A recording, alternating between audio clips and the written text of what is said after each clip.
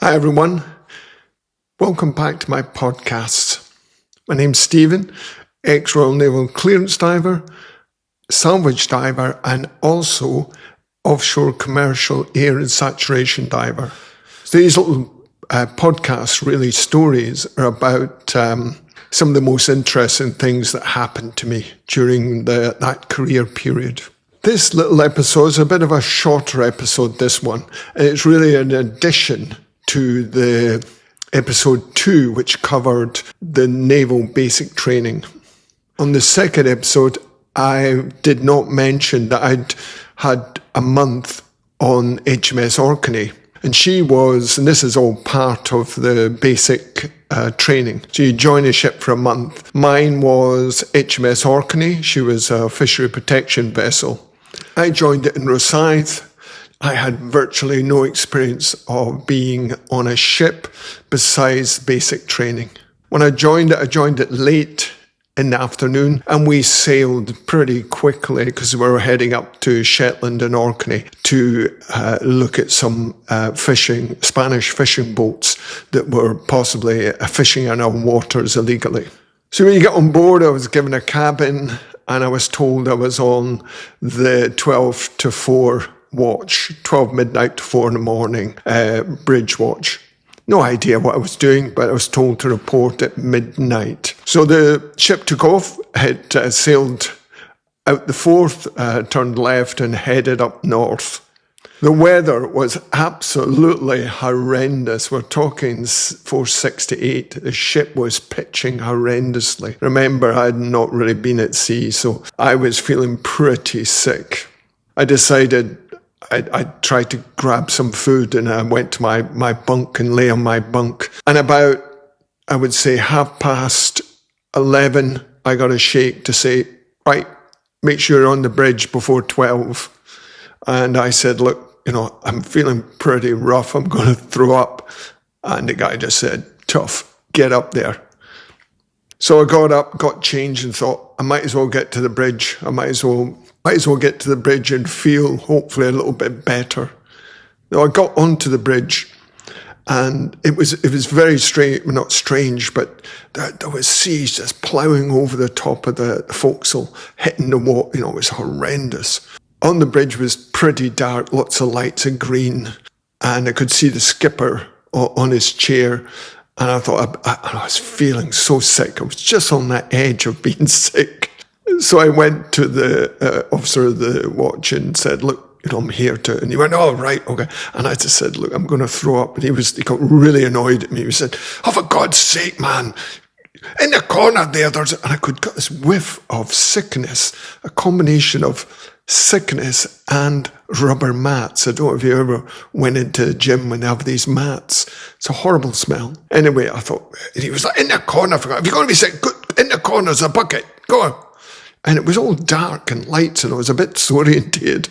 And I could see all this kind of shadows lying next to this bucket. It wasn't a bucket, it was a big basin. And as I went across, I realised that there was 2 guys just like being sick in it already. But I was way, way, way past that point of no return. And I just threw up on them both, right across the top of their heads. I could imagine these guys are so ill, they're throwing up, and suddenly somebody's sick on top of them. And I can only imagine what they thought. They must have thought, it can't get any worse than this. Covered in sick and spewing. I was just and I just thought, I need to get out of here. And so I ran, and there was a leading hand. I said, look, I need to be sick. And he said, okay, nip down and use the toilets called heads on a ship. Find the heads. Of course, I'd only been on the ship. So I went down this ladder, and I'm going up and down the corridor looking for the toilet. Could not find it. Again, I was ready to be sick, and I just dropped onto my knees in the corridor and threw up. Just then, this PO came round the corner, and he went, oh my God, no. He dropped, and he just threw up as well. We were all being sick. So this corridor was just full of vomit, with me on my knees just thinking, shoot me, please. Somebody shoot me.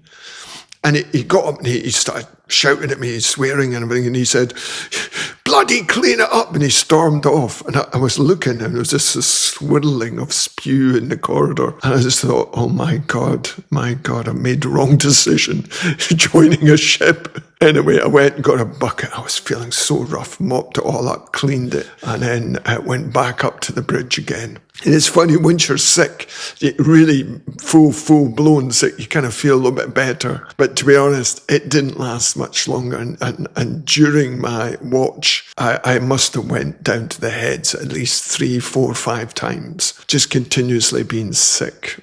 It was just horrible. The funny thing was, I'd finished my watch, went down, got my head down, and a few days, actually the weather got really good, and I was wearing a big white woolly jumper that you'll see many of the Navy sailors wearing. So I felt like a bit of a sailor. I was on the bridge, and I was looking down, and somebody said, "Oh, Stephen, you applied to be a clearance diver, haven't you?" He goes, I said, yeah. He said, look, can you give me a help then? I'm the ship's diver. I'm going down to the forecastle to charge sets, etc. I thought, great, let's go. So I go down. Of course, the forecastle is a big rolling swell, and the forecastle's just going up and down, up. So I'm inside there. I'm not too sure if they did this deliberately. So I'm in there, and after a while, I just thought, oh my God, I'm going to throw up again. And I rushed outside. Now, you've got to be very careful about which way you spew, because some of it will throw it back in your face, and some of it will take it away from your face. I did one straight into my face. I leaned over, threw up, and I had all this bits of food all on my white jumper. And I glanced up at the bridge, and they were just killing themselves laughing, because they knew as soon as I went to the forecastle, which is an up and down motion, I would be sick. Another little story in regard to that. I was doing watch after watch, a young guy, and I got very, very tired. I wasn't sleeping particularly well. So I was on the bridge. And remember, this is March. It's freezing. We're up by Shetland in the middle of nowhere. And we've got some of the best radar in the world. And of course, the skipper, who wasn't a pleasant chap at all, he just said, "You tired, Hart, are you?" Because I was sort of leaning on the top of the window with my binoculars. Our job was to look for ships, even though they had the best radar. And he said, "You're tired, Hart, are you? You're tired, eh? I'm going to wake you up." And he sent me to the open bridge, which is above the bridge. Remember, this is March, and all I've got is a woolen jumper on. It's sleety rain, it's freezing. And he goes, "Well, I'm going to wake you up. You pop up there, and we have a ship out there somewhere. I want you to give its bearing and get back to me, and then you can come back down." So I get up there, and I'm bitterly cold. I mean, I'm just scanning I'm trying to see anything. It's daylight, so it's not that difficult. At night, you could probably see a light or whatever, but not during the day. So I'm scanning, because I don't want to say, "Oh, I found one," because he already knows what the bearing is. So I found it and talked to him. He said, "Right, come down." And honestly, I was like, not far off that kind of height, probably not, but I was so cold. When I came down, I was shaking completely. And he goes, "Yeah, have you woken up, Hart? Have you woken up?" Yes, I did. I did wake up. These are just 3 little stories that I thought I'd add in regard to that basic training in the first ship that I ever joined. It was only for a month, but it felt like a year.